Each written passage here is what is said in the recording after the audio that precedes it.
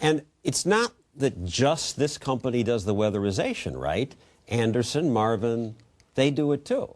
Pella. I mean, there's a lot of companies that do this, and that's the interesting thing is when you're dealing with billions of taxpayer dollars and you're picking winners and losers. We understand that government does this. We might not like it, but government routinely does this.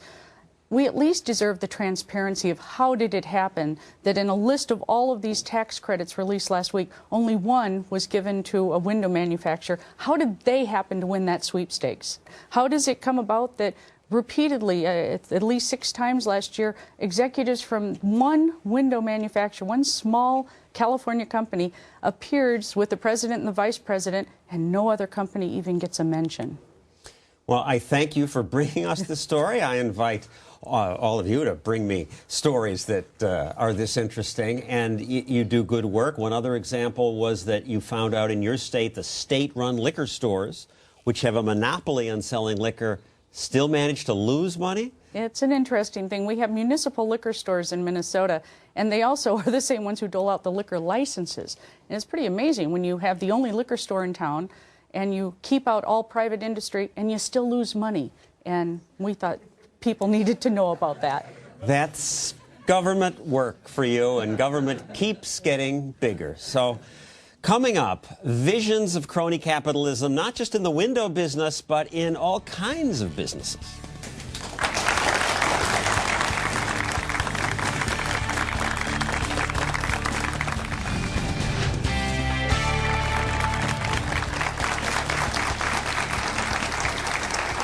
So we've been talking about this little window company, Serious Materials. It gets all kinds of special gifts from government. Well, Tim Carney has written 2 books on crony capitalism, including one aptly called The Big Ripoff, How Big Business and Big Government Steal Your Money. Dennis Calabrese was chief of staff for a former majority leader of the House. And in that job, he says he saw the ills of crony capitalism firsthand. So what ills are you referring to? Well, John, the American public, I guess, thinks that Congress goes and deliberates serious issues all day and works on major philosophical problems and debate each other. It's the big picture. Right. And really, a typical day in Congress is people from the private sector coming and pleading their cases for help. And it may be help for a specific company, like the window example. It may be help for an industry, an entire industry. It may be help for United States companies versus overseas companies, protectionism. But the business of... And they always make a good case. You have to be a really principled congressman to be tough enough to say no. Particularly if they're from your district and they're giving you campaign contributions. So the congressman is sucking up to these people. That's one, there's so many varieties that it's hard to narrow it down, but that's a common one. But this window company you named, I'm sure has got a lot of great employees. The problem is, so do their competitors. The competitors have, those jobs are just every bit as important as the jobs in that company. Congress picks winners and losers in the free enterprise system. That's wrong. That's corrupt. People think that's the job of the wise people in government. And they're wrong. And Congress has led them to believe that. Congress wants you to believe that free enterprise will be successful if the government gets involved in it. It'll be more successful. In fact, the record is it's less successful every time they get involved. And, of course, then it's used to criticize capitalism. Well, look, it doesn't work. It's not fair. It's a self-fulfilling prophecy. This is an unholy alliance. And it is being perpetrated, and the losers are the taxpayers and the voters and the stockholders of the companies. And Tim Carney, this is what you wrote about in The Big Ripoff. Yes, it's been going on since the beginning of the Republic, unfortunately. I think it's getting worse under the end of the Bush administration, beginning of the Obama administration. As government gets bigger. You see it everywhere. I think healthcare is one of the greatest examples where the president talks as if he's battling the special interests, but he cut a deal early on with the drug companies. This healthcare bill subsidizes drug companies. It keeps the ban on reimportation of drugs from Canada going. It provides mandates that we have to buy health insurance. Again, this is not business going out and trying to convince consumers to buy their products. They're convincing politicians to force people to pay for their products. And going back to the Serious Window case, I noticed they got this special tax credit. And we looked up the criteria for this tax credit. What made these companies so special? And there were a number of things on the list, but high on it was job creation. Sirius gets the money for that, and yet how many jobs will they create? Much of the favorable media attention that Sirius got started when they reopened a closed window factory in Chicago.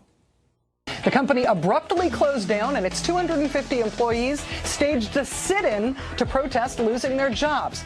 And to protest America's bailouts. You got bailed out! We got sold out! The union, the United Electrical, Radio, and Machine Workers, occupied the factory and held it for a week.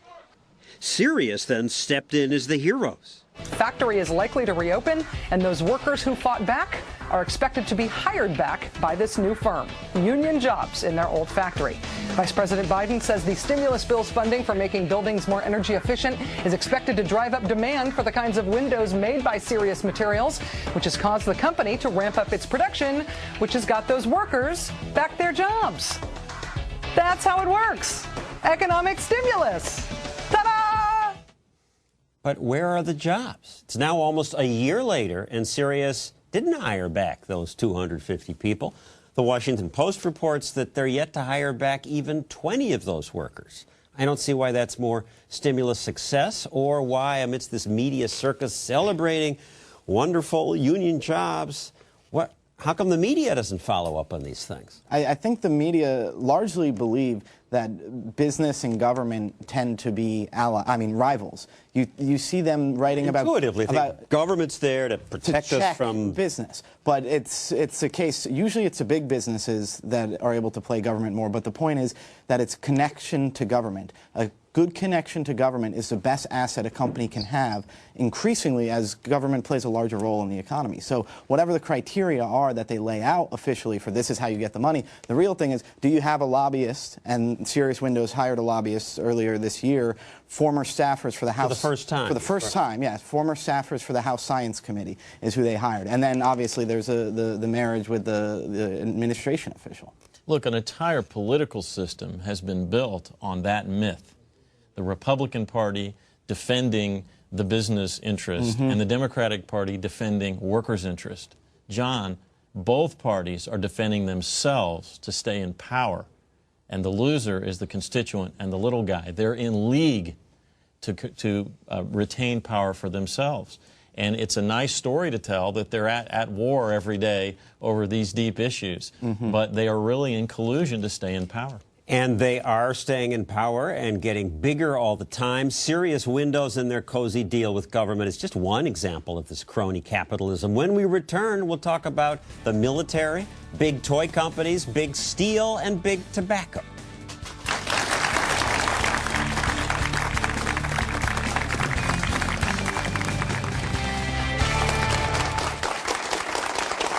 Years ago, 100 years ago, the butter industry was scared of a new competitor, margarine. So they lobbied the government to regulate that imposter, the butter imposter. Some states demanded margarine be colored pink so it looked unappetizing and wouldn't be confused with the real dairy product. Well, this is another example of crony capitalism. The butter industry used its clout with government to protect itself from competition. Would you want to eat something like this? Margarine got popular anyway because it was cheaper and because doctors said it was healthier for your heart. And eventually the margarine companies got rich enough to hire lobbyists who got rid of the anti-margarine regulations. In fact, they got rich enough to hire a former first lady to do a commercial. Nowadays, you can get a margarine like the new Good Luck, which really tastes delicious. That's what I've spread on my toast. Good Luck. I thoroughly enjoy it. The margarine Mrs. Roosevelt has just recommended is new Good Luck, the light margarine. And Good Luck went out of business in the 70s, but they had a good run. Now we're told margarine is not healthier than butter. It contains those trans fats that the politicians are banning today to protect us. So who knows which product's better? But wouldn't it be good if we consumers sorted those things out without manipulation from politically connected special interests? Today, we see more of the same. Last year, Congress passed the Family Smoking Prevention and Tobacco Control Act. Doesn't that sound nice?